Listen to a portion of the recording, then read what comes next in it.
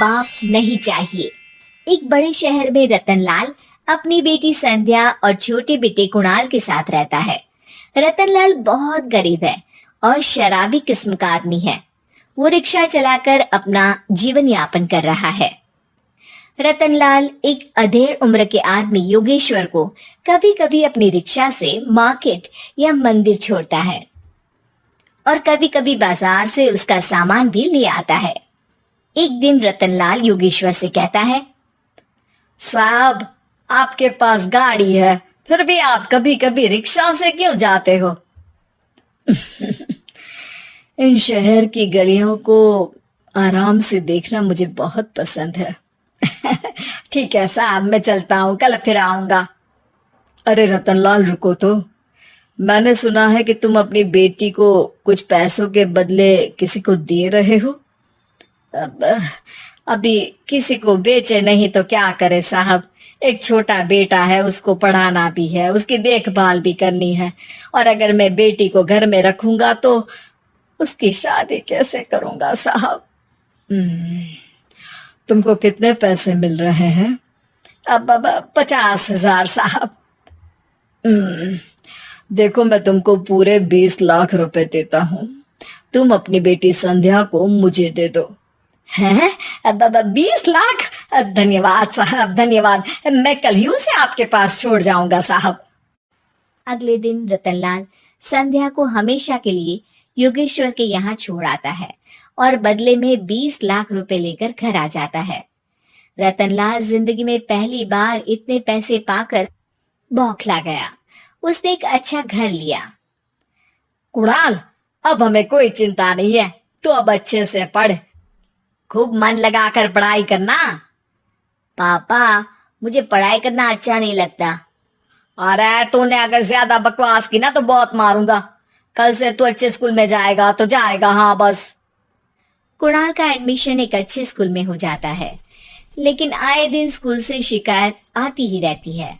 10 साल बाद एक दिन प्रिंसिपल मैडम रतनलाल को स्कूल में बुलाती है। रतनलाल, आपका बेटा कुणाल बहुत आवारा हो गया है और ये बिल्कुल भी पढ़ाई नहीं करता है, बल्कि उसका दिमाग गलत कामों में जा रहा है।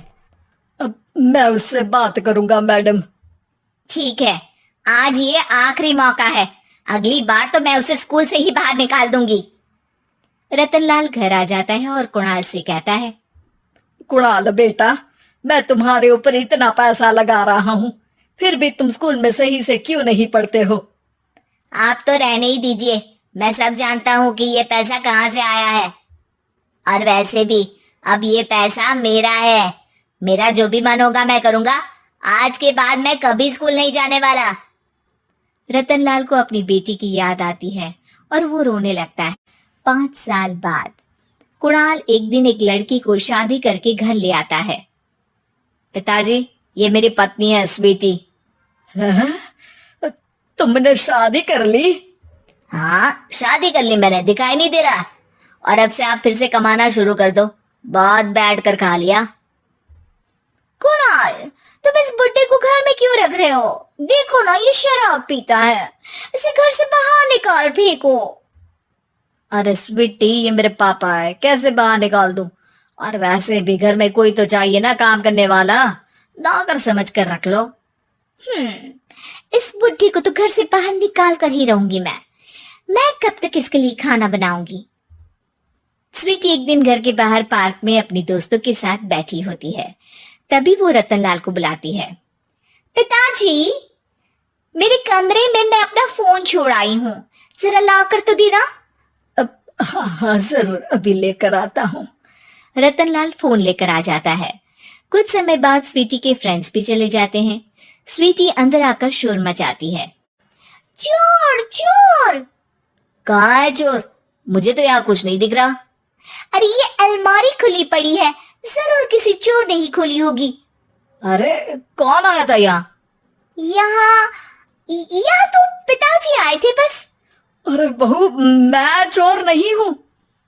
मुझे तो आप पर अब बिल्कुल भी विश्वास नहीं है पिताजी, क्योंकि जब आप पैसे के लिए दीदी को बेच सकते हो तो आप चोरी भी तो कर ही सकते हो।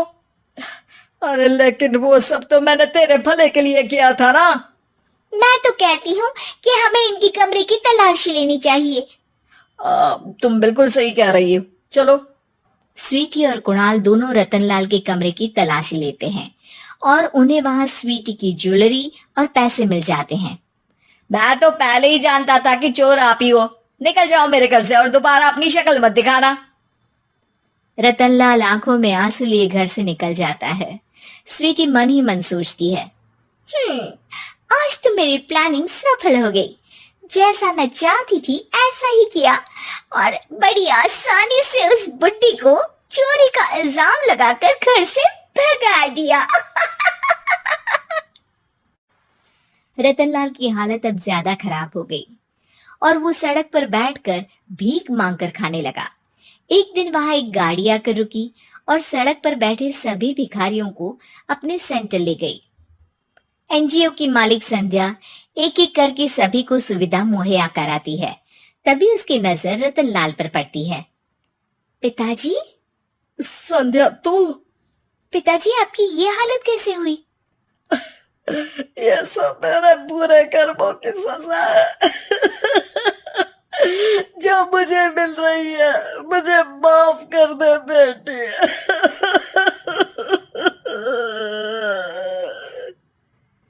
पिताजी, मैं आप पर बिल्कुल भी गुस्सा नहीं हूँ, क्योंकि आपने मुझे यहाँ भेजकर अच्छा ही किया। मेरी जिंदगी बदल गई। लेकिन ये सब हुआ कैसे बेटा? आप ये नए कपड़े पहनो, तब तक मैं योगेश्वर अंकल को बुला कर लाती हूँ। योगेश्वर अंकल? हाँ अंकल। योगेश्वर जी ने तुझसे शादी नहीं की थी?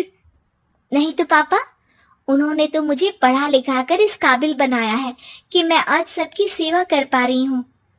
रतनलाल पश्चाताप करके रोता रहता है।